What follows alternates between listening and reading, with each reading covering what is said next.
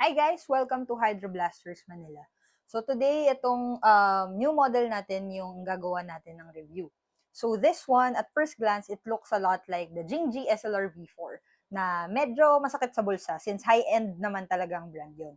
So itong alternative natin na budget version is from Senway. So medyo bago-bago sila na brand. Ito yung isa sa mga models nila. Meron tayong dalawa, SLR short, tapos gagawa natin ng separate review yung SLR na long version naman. So, ang gearbox nito is same as that of Changong. So, yung Gen 8 or yung ARP9 na gearbox, yun din yung meron dito. So, that means this model is upgradable. Tapos, out of the box, metal gears na rin siya. Tapos, nylon construction yung body natin. Tapos, itong libre na suppressor is already metal. Kasama na rin tong nylon sights natin. Tapos, the only cons na nakita namin with this model, syempre kukumpara natin siya dun sa high-end version niya. No? So, ito, maikli yung blowback niya. Although, that is quite common naman sa mga budget brands like Bohan, Changong, yung parang half lang yung blowback. So, ganun din dito sa Senway natin. Halos dito lang gumagalaw yung blowback natin. Tapos, another thing is itong charging handle. Usually, nahihila siya ng mas malayo. Ito, maikli lang. So, yan na yun. Todo na to. Yan. Ayan na yung hila na itong charging handle natin, which could feel bitin sa mga gusto yung realistic talagang features ng blaster natin, no? So, yun. Tapos, we will do a fire test para makita nyo kung paano siya mag-perform. Pero sa test namin, umabot siya ng up to 240 na FPS.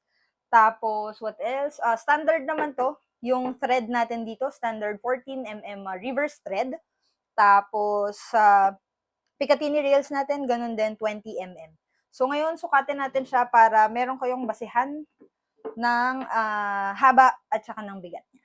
So, for the length, ito ay mula sa suppressor hanggang dito sa dulo ng buttstock is 62 cm.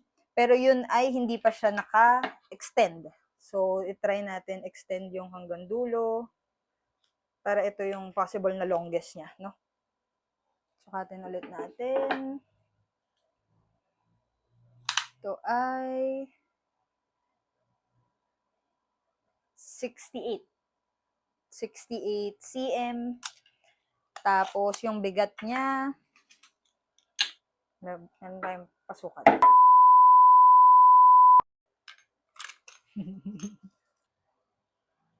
1.52 kg. So, isa't kalahating kilo yung bigat niya. Let's do a fire test. Test fire Jingji SLR V4. Pinalitan lang natin yung dulo. Ginamit natin yung ating bagong Tracer Pro unit. So, firing full auto.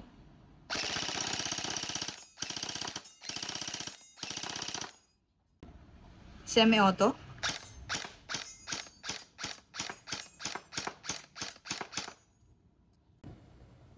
So, layo natin sa target is around 9.7 meters. So, mga 10 meters. Range test ng Senway SLR short version. Firing full auto.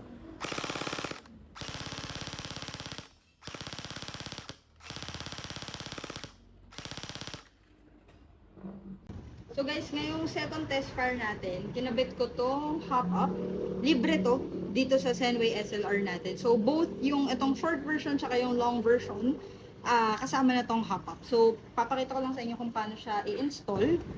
So itong top na to, yung parang tawag nila tongue part, yan, dapat nasa taas siya. So isentro nyo lang siya, maigi. Tapos sakto to kasi yung size nito is mapapasok mo pa rin yung libreng suppressor. So, hindi ko lang ilalagay yung suppressor para lang mapakita to sa inyo. Pero sakto yan. Pag nilagay nyo yung suppressor, kasya na nasa loob tong hop-up natin. So, test fire lang natin. As you can see, mas nilayuan pa natin yung target natin.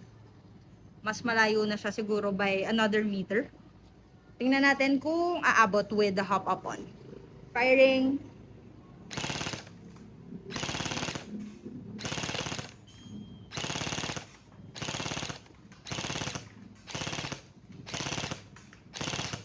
As you can see, mas lumayo yung inaabot ng bala natin. Medyo sabog lang kasi hindi ako marunong mag-adjust, guys. So, adjust nyo lang. Which I will do. Hahanapin ko pa kung ano yung tama para mas consistent yung labas niya. But, as far as yung range, mas lumayo yung naabot. So, yung fire test natin, up to 240 FPS yung kaya nito. Yun yung maximum, pero average niya nasa 220, 230. So, kung hindi ako nagkakamali, yun lang din yung out of the box na performance ng Jingji SLR V4. So, kung dun ka lang magbe-base, talagang lumalaban tong Zenway version natin. Tapos, siguro, I would say, ang lamang lang talaga ni Jingji, with all honesty, ano talaga, build quality. Kasi ito, although maganda siya, guys, di ko sure kung nakikita nyo, maganda yung pagkakagawa sa kanya. Makapal na nylon yung ginamit. Pero may hindi ka talaga ma-quantify dun sa Jingji na talagang pag ginawakan mo, alam mong high-end siya. Pero I would say ito, hindi rin siya mukhang pangit, hindi siya mukhang chipipay, kumbaga. Good quality nylon yung ginamit and it doesn't feel plasticky. Tapos, ano pa ba? By the way, yung sa magazine compatibility natin, tinry natin to. Marami kasi tayong marami tayong Gen 8 na magazine na meron. So, ang pumasok lang sa kanya is, well, itong original, gayang-gaya kasi nito yung Jingji version. So, literal na Jingji to. Magkamukha sila. Ito yung pasok, plus yung Senbailong na Senbailong magazine. So, pare-parehas naman yung magazine ng MK18, M4A1, at saka ng Radian natin. So, yung mga magazine na yun, pasok din dito sa unit natin. Nagbebenta rin kami nun, guys. So, to conclude, dapat ka bang bumili nitong Zenway na SLR short natin?